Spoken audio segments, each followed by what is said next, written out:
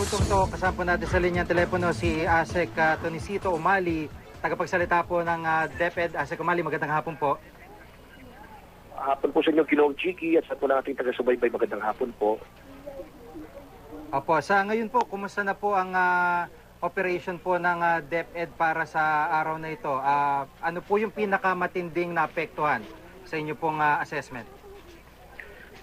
Region 5 po, pinakamadaming paaralan po tayong lugar na nagamit bilang evacuation centers. Humigit kumulang 3,798 schools ang naapektuhan po dyan, with 74 schools being used as evacuation centers.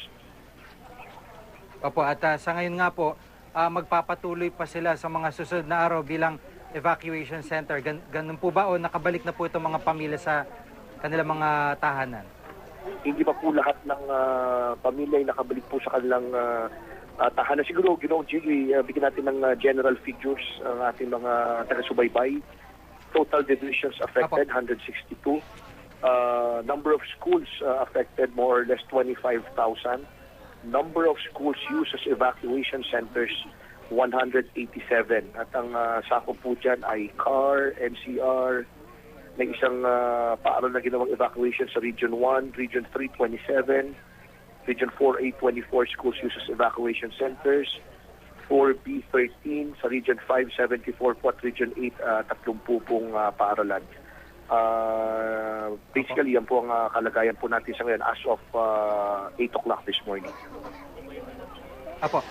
ASEC, dito po sa pangyayari halimbawa ng bagyo, no, karaniwan talagang, yun na talaga yung nakasanayan na pag may bagyo, may kalamidad, eskwelahan, evacuation center, meron ho bang efforts ang DepEd, halimbawa na makipag-ugnayan sa DPWH, para i-assess naman yung safety o yung structural integrity ng mga eskwelahan? Kasi sa experience po na nakita natin sa Yolanda, may mga eskwelahan din na nag-collapse o nasira. So, meron ho bang ganung pong efforts ang DepEd?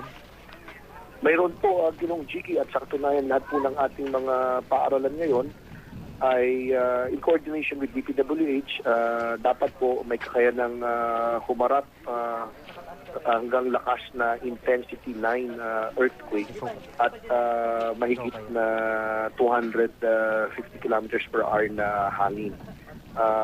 We are coordinating with DPWH on the design on this, at yan po ang nangyayari ngayon. Apo. At ito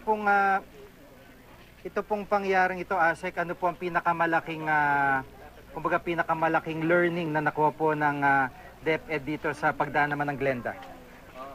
Well, sa DepEd naman po, dahil sa taon po natin kinakaharap ito, tulad ng sinabi po ninyo, parati po gagamit na evacuation centers ang ating mga paaralan. Medyo, I don't want to say even medyo, we are very efficient in handling our evacuees when they go to our schools.